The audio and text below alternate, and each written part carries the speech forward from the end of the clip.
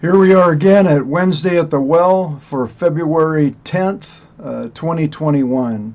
And we're going to be looking at Daniel chapter 3. And if I were to give this a title, I guess the title would be Things Are About to Heat Up. It's interesting, there's a span of about 16 years in between Daniel chapter 2 and chapter 3. When you go from chapter 2 to chapter 3, chapter 2 was the dream, and chapter 3 is the statue that Nebuchadnezzar builds and has everybody bow down to. But it seems like each story comes one right after the other, and you read about Nebuchadnezzar at the end of chapter 2, where he's really saying great things about Daniel and the real God. And then all of a sudden in chapter 3, he's having people bow down to this image that he built. And first it's like, is this the same Nebuchadnezzar? Is this a different Nebuchadnezzar? And but when you go into it, you realize it's the same guy. It's just over 15, 16 years. He is the same guy. He's the same guy before he met Daniel and the real God. We'll start out in Daniel chapter 3. Just relax. Don't get bogged down in the details. We'll talk about some details in a little bit. So starting in chapter 3, verse 1, King Nebuchadnezzar made an image of gold, whose height was 60 cubits, and its breadth 6 cubits. He set it up on the plain of Dura in the province of Babylon. Then King Nebuchadnezzar sent to gather the satraps, the prefects, and the governors, the counselors, the treasurers, the justices, the magistrates, and all the officials of the provinces to come to the dedication of the image that King Nebuchadnezzar had set up. Then the satraps, the prefects, and the governors, the counselors, the treasurers, the justices, the magistrates, and all the officials of the provinces gathered for the dedication of the image that King Nebuchadnezzar had set up. By the way, if you're looking at the details and thinking, man, couldn't he have saved some words there and kept repeating the stuff? But that we can appreciate that because the Bible is detailed. And usually when the Bible repeats stuff, we want to take notice of it. I think that what we take notice of here is the detail of the story, and its repetitiveness indicates that this just isn't some story that you tell people. This is history. And they stood. Let's go in here. It's halfway through verse 3. That King Nebuchadnezzar had set up. And they stood before the image that Nebuchadnezzar had set up. And the herald proclaimed aloud, "You are commanded, O peoples, nations, and languages, that when you hear the sound of the horn, pipe, lyre, trigon, harp, bagpipe, and every kind of music, you are to fall down and worship the golden image that King Nebuchadnezzar had set up. And whoever does not fall down and worship shall immediately be cast into a burning fiery furnace." Therefore, as soon as all the peoples heard the sound of the horn, the pipe, the lyre, the trigon, the harp, bagpipe, and every kind of music, all the peoples, nations, and languages fell down and worshipped the golden image that King Nebuchadnezzar had set up. So we just read the story about Nebuchadnezzar setting up this image. And let's go back just for a second to the end of chapter 2, and let's just see Nebuchadnezzar's change here. At the end of 2, he seemed like he was really going to move towards the real God, Daniel's God, the God that we know. Let's go to verse 46 of chapter 2. Then King Nebuchadnezzar fell upon his face and paid homage to Daniel and commanded that an offering and incense be offered to him.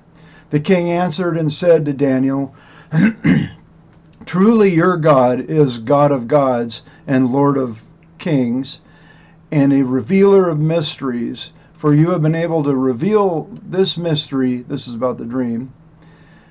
Then the king gave Daniel high honors and many great gifts and made him ruler over the whole province of Babylon and chief prefect over all the wise men of Babylon.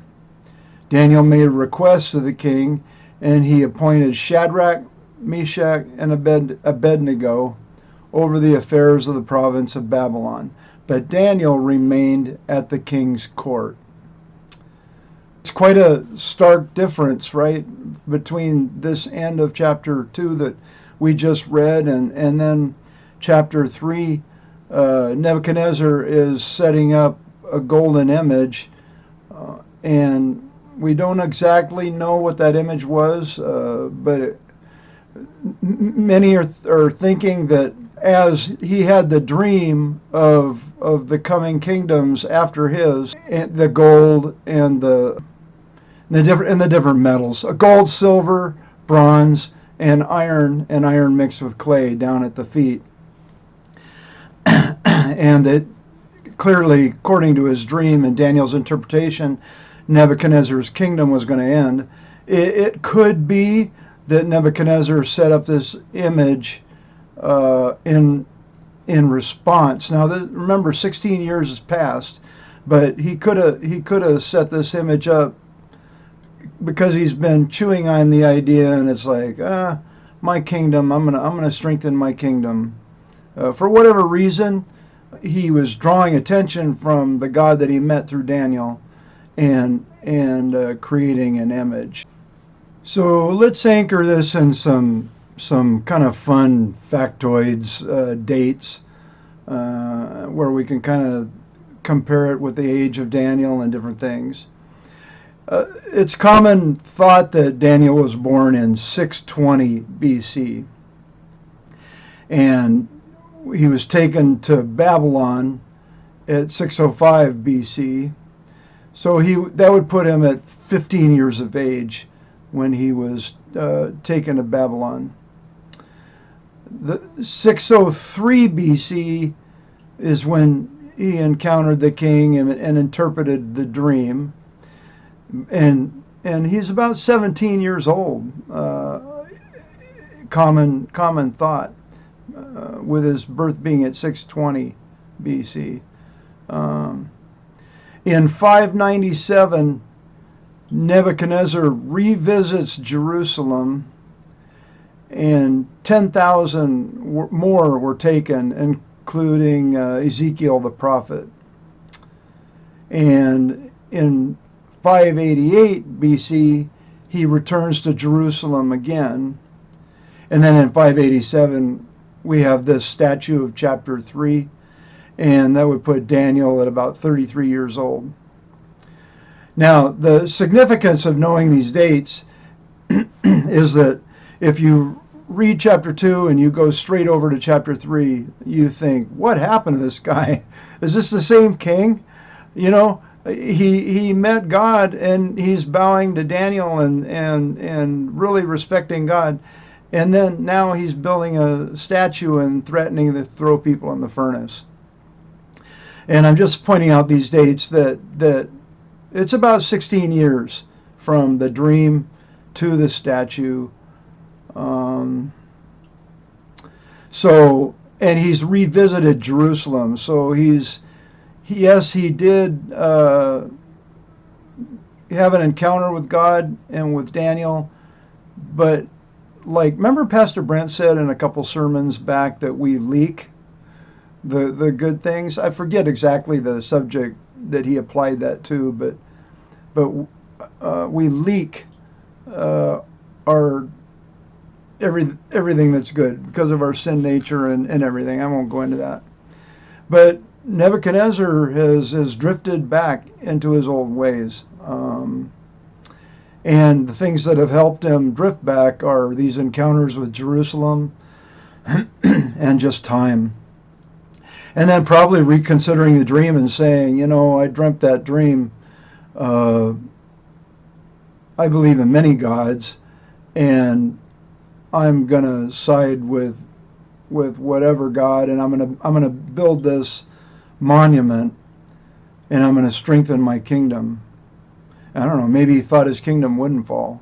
We really don't know, but it's really intriguing that this statue comes at the end, or right after, not right after, but 16 years later after the dream. You kind of wonder if it's not tied with the dream somehow. So let's have some fun and compare Nebuchadnezzar's statue with the Statue of Liberty. You can see the dimensions there. Now, on the image there down below, Nebuchadnezzar's statue, I kind of played around with the picture. That's about 1/3 the size. But you'll notice that Nebuchadnezzar's image is on top of his statue. So if we assume that he wanted to have his statue be proportionate with maybe an image of himself or whatever image, unless it was an obelisk, that it would be on a base. And I tried to find a picture of a base, in archaeology of a statue like this. I could not find one, but I read about reports of a base in the plain of Dura over there in Babylon area. So the whole image of Nebuchadnezzar is about 1/3 of the Statue of Liberty. And let's just take a look at those and kind of enjoy that. It looks pretty small compared to the Statue of Liberty, doesn't it? But it was imposing.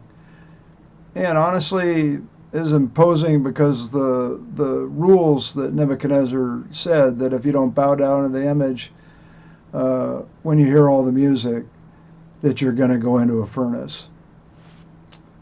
Just interesting. So moving forward to chapter 3, verse 8. Therefore, at that time, certain Chaldeans came forward and maliciously accused the Jews. They declared to King Nebuchadnezzar, O king, live forever. You, O king, have made a decree, and every man who hears the sound of the horn, the pipe, the lyre, the trigon, the harp, bagpipe, and every kind of music shall fall down and worship the golden image.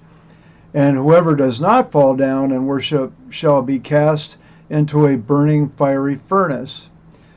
There are certain Jews whom you have appointed over the affairs of the province of Babylon, Shadrach, Meshach, and Abednego. These men, O king, pay no attention to you. They do not serve your gods or worship the golden image that you have set up. You got to think that Shadrach, Meshach, and Abednego that was put in place by Daniel over the wise men, that 16 years later that these wise men are it says Chaldeans, but they're Babylonians. These Babylonian wise men are just fed up, and this is their time to strike. We're gonna stick it to these guys that have been over us for 16 years. And I think another great thing to point out is, isn't it awesome that no one has set up our God? It's crazy how far King Nebuchadnezzar has fallen, because he learned about a God that's personal, that declared to him his dream, that wasn't even known by him, and then came in the picture, and now he's set up an image going against that. he's come a long way down. Verse 13, then Nebuchadnezzar, in a furious rage, by the way, that's repeated a lot, furious rage, commanded that Shadrach, Meshach, and Abednego be brought. So they brought these men before the king. Nebuchadnezzar answered and said to them, is it true, O Shadrach, Meshach, and Abednego, that you do not serve my gods or worship the golden image that I have set up? Now, if you are ready, when you hear the sound of the horn, the pipe, the lyre, the trigon, the harp, bagpipe, and every kind of music to fall down and worship the image that I have made, well and good. But if you do not worship, you shall be immediately cast into a burning fiery furnace. And who is the God who will deliver you out of my hands? See how far he's fallen from the end of chapter 2? Shadrach, Meshach, and Abednego answered and said to the king, O Nebuchadnezzar, we have no need to answer you in this matter. Now, they're probably not being smart aleck. They probably just see the fact is they're in trouble from the king. I mean, in their eyes, they're not in trouble. They're not going to bow down. But they're not being smart-mouthed like it sounds, but just saying, hey, if our goose is cooked, our goose is cooked.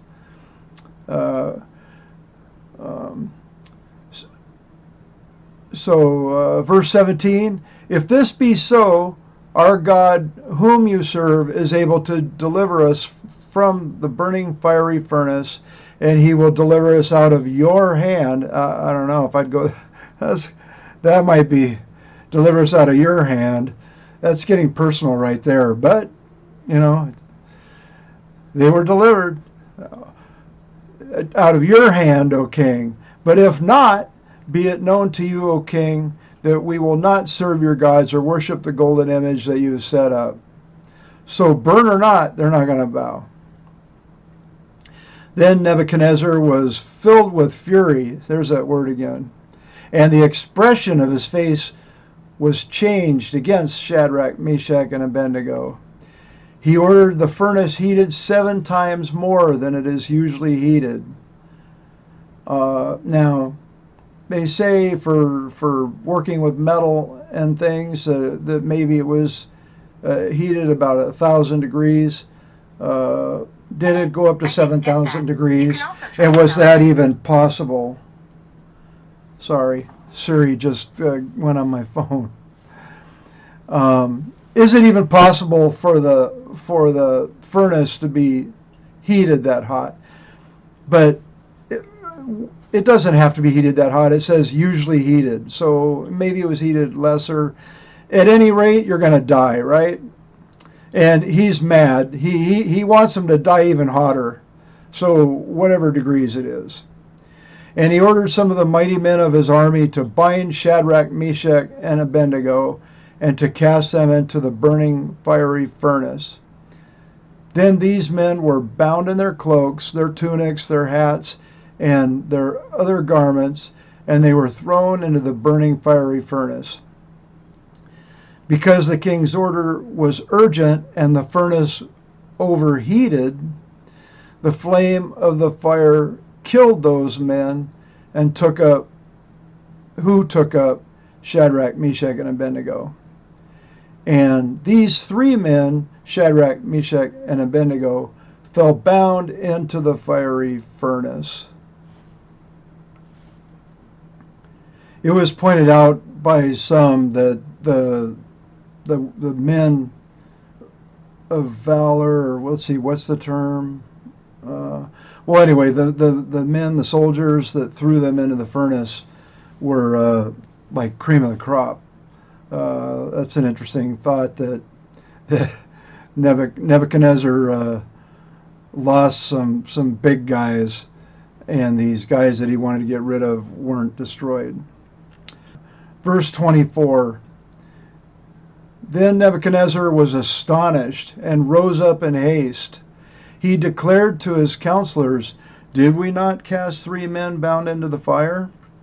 They answered and said to the king, True, O king.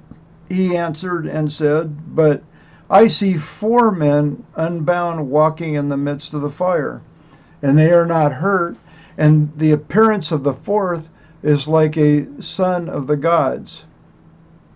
Then Nebuchadnezzar came near to the door of the burning fiery furnace.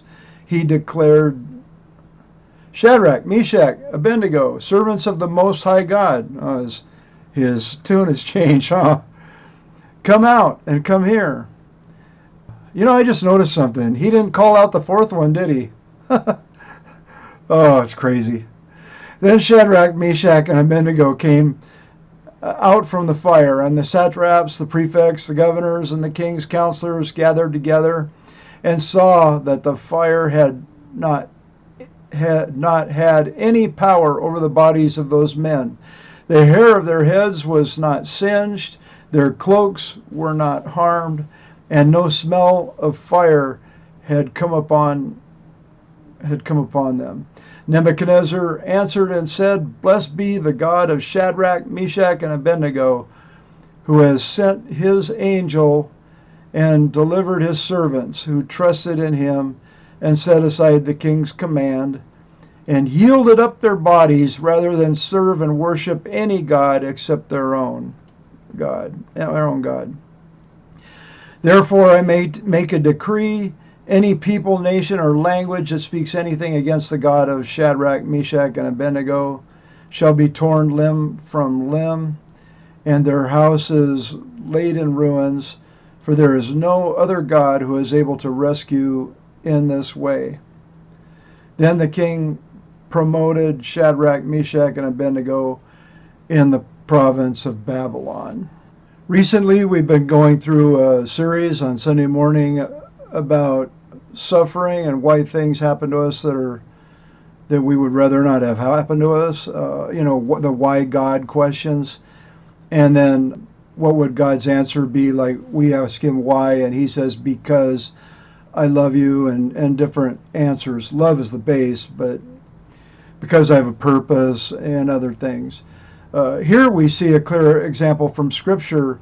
Why am I going into this furnace, God, and being threatened with death?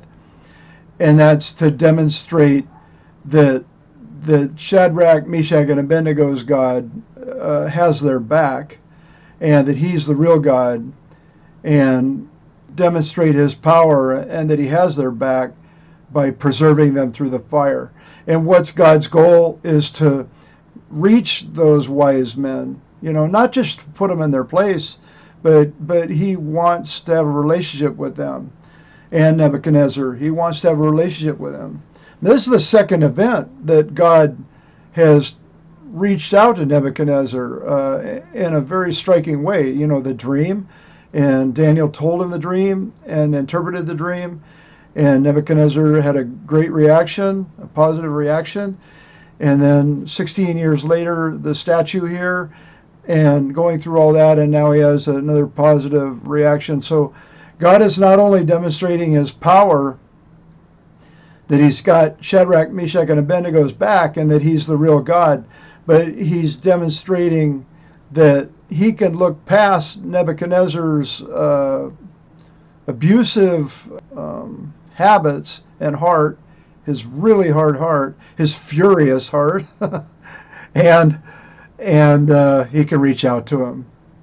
It's a good example, when we're sharing Christ, and someone brings up a God that is judgmental or doing all this stuff, that we can bring up a passage like this and use an example how God reaches out to hard-hearted people and doesn't wish to send them to an eternal damnation, death. And then,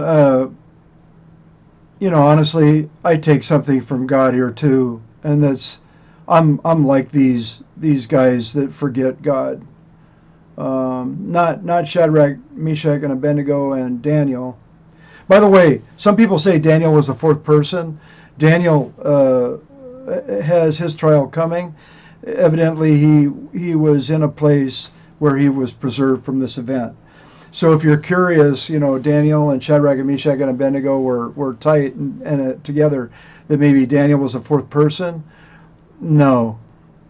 Uh, the fourth person, and I'm just going to put this out there, the fourth person, I would say, was probably Jesus. Well, we see in Scripture that an angel or that it's in this form in the Old Testament. I can make a connection easily that that's Jesus. I would go to the cloud and the cloud and the pillar of fire. Jesus seeing Moses face to face. There's the fact, a son of the gods. That he had part of the picture correct. It's interesting. We can go and look at examples in the Old Testament where I don't know how they do it, but they kind of, without knowing Jesus or he's the only one incarnate God, right?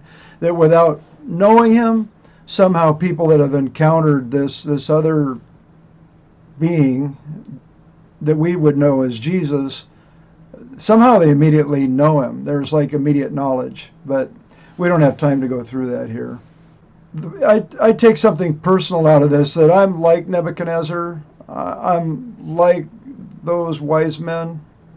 I forget the works that God has done in previous testings, and I'm just glad that he keeps chasing us.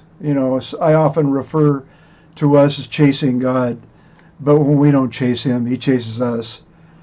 And this is a great example that how much God loves us, and that if he goes after a king that's going to throw his people into a furnace and kill them, or threaten to kill them, tear them limb from limb, as we read in chapter 2, how much does he love us to come after us?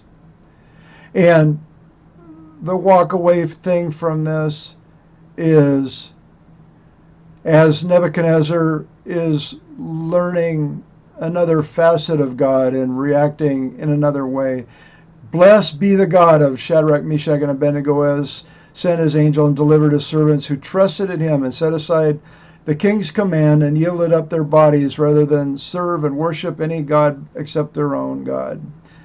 That as he's coming back and getting another view, I'm really challenged to what areas of my life do I not see God correctly?